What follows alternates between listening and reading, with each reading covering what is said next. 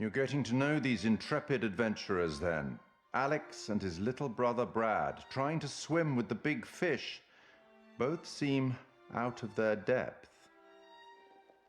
And Julia, the love of Alex's life, and he the love of hers. What about Conrad, a bold fellow, you might say, or maybe you'd say arrogant.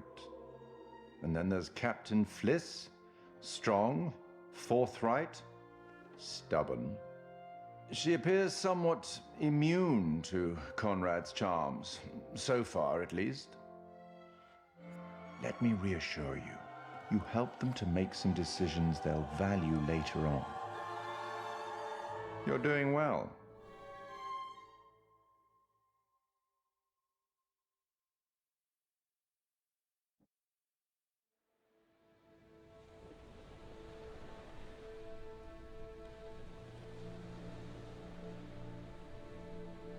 So, we're like 10 seconds out of the jaws of certain death. Well, certain, I mean, that's relative. And this meatball... Meatball? This meatball pulls a ring out of God knows where. Yeah, where did you hide the ring? A lady never tells. Oh, needless to say, this lady was impressed. Well played there, man, no? Wasn't Conrad gonna get us some more beers after he helped Fliss? Maybe he decided, hey, I'll drink some, and then he got drunk. And since he was drunk, he forgot to bring it to us. And he just kept on drinking, and he drank all of it. Sounds like you've had some experience with this kind of phenomenon. Yeah, I've been studying it for years. I'll go look for him. Oh, we found a bullet lodged in the plane. Huh. I left it below deck if you want to check it out. So, how does it feel to soon be known as the Mrs. Julia Smith? Honestly, I wasn't sure how it would feel, but now that I hear it, it does have a nice ring. So, I guess we should talk about wedding plans. Eventually. Now you're speaking my language. Been taking lessons. Yeah, I can't wait for us to plan everything together. I was so worried you might say no. Of course I was gonna say yes, you dimwit. I'm happy you did. The second you said yes, I could see our whole future rolling out ahead of us.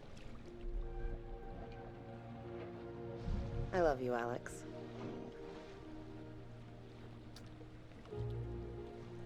Where did everyone go? There was much celebration to be had. I'll go find them. You just relax. Hey, you seen my brother? Or Fliss? No, I got distracted. Let's go get him. Sure. So, which one is, you know, where the magic happens?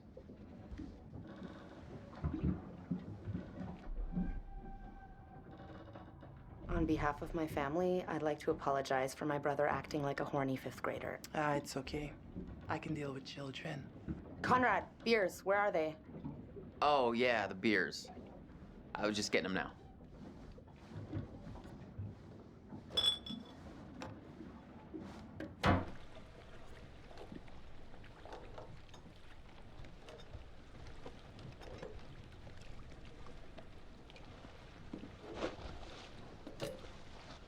All right, now that everybody's here, let's take a look at the navigator's pad we found. Maybe we can figure out why the plane was out here. Where'd you put it? It's in your case. Okay, I'll go get it. Hey.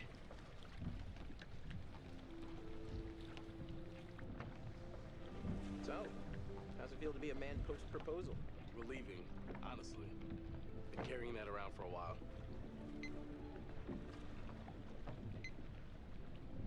Why'd you do it on the dime? I wanted it to be memorable, just not that memorable. I have to hand it to you. Popping the question on the bottom of the ocean like that is pretty romantic. Never thought you were the settling type. Proud of you, bro. I couldn't have done it without such a good bro. Bro. Wait, what do you mean? You told me to follow my heart. One, I'm not that sappy. And two, I was talking about med school. Still, we're over the top, bro. So, we're going again tomorrow?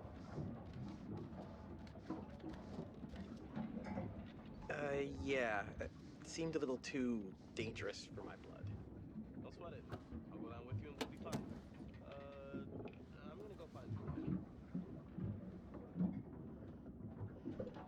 Hey, almost time for barbecuing. Got the pad yet? Right here. Come here, you vixen. Easy, Tiger. We should get back.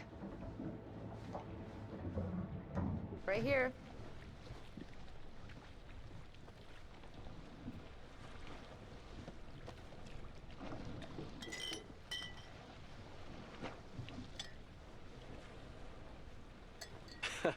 You'll get no resistance there.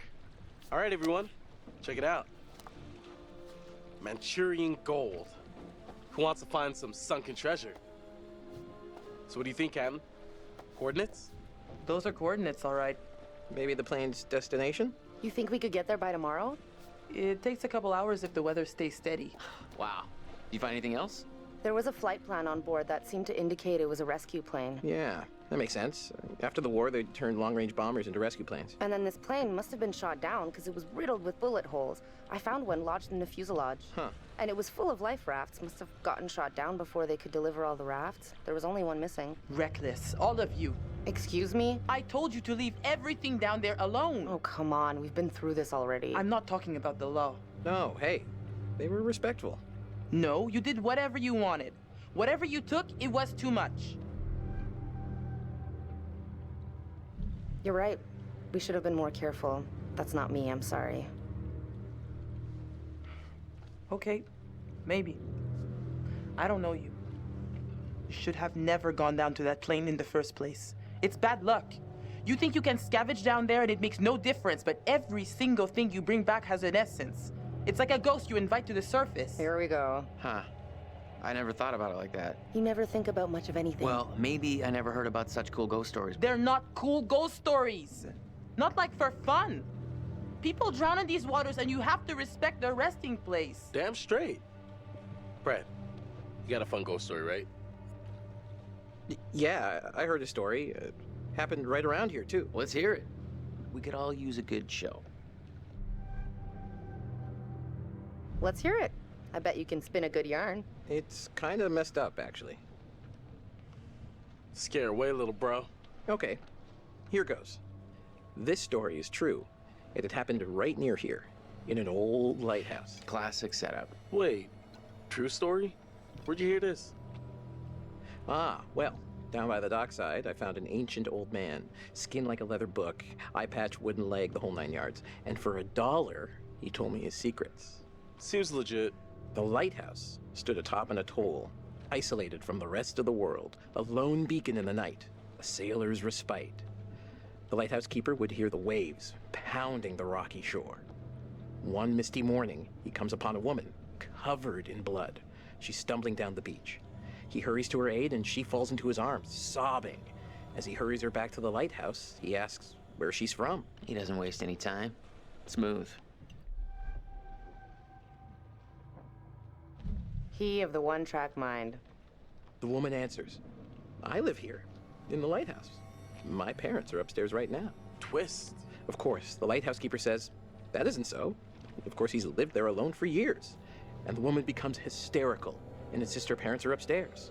So, they go to the top of the lighthouse, and there, splayed out on the floor, is a man and a woman brutally murdered with an axe. Always an axe. I mean, do people even use axes anymore? Okay, fine. Then it was a meat hook. They were slashed with a meat hook and hung from the rafters. Wait a minute. Are you changing the murder weapon? I thought this was a true story. There's a lot of blood, a lot of carnage. Who's to say how it was done? Okay, so who did it? So, the woman, she's still hysterical, says her husband did it. And he's still here, in the closet. Huh. The husband, eh? So is this a warning to all future brides? Hey, no backseas. You're locked in. So the lighthouse keeper creeps over to the closet, opens the door, and, sure enough, there's a man inside. But he's sliced out his own insides with a meat hook. Horrified, he looks closer to see the dead man's face in the dark. Closer. Closer. And he sees it's his own face. And then its eyes bulge out and screams. So gross. Horrible. Hey, super twist. Nice. Nice one, Squire. You have me going. Pretty cool. Heavy on the cheese there, corn dog. Okay, you've all had your fun. We should all turn in. There's some weather heading our way. No, because according to standard vessel regulation, we're all required one more beer before hitting the hay. What regulations are these? It's standard issue regulatory institutional protocol subdivision 1099. Uh-huh. Where'd you read that? The internet. Oh, so you found a website that tells you to drink beer under every circumstance. I'm just following orders, ma'am. I'm into this website. 10-4, good buddy. And I'm out.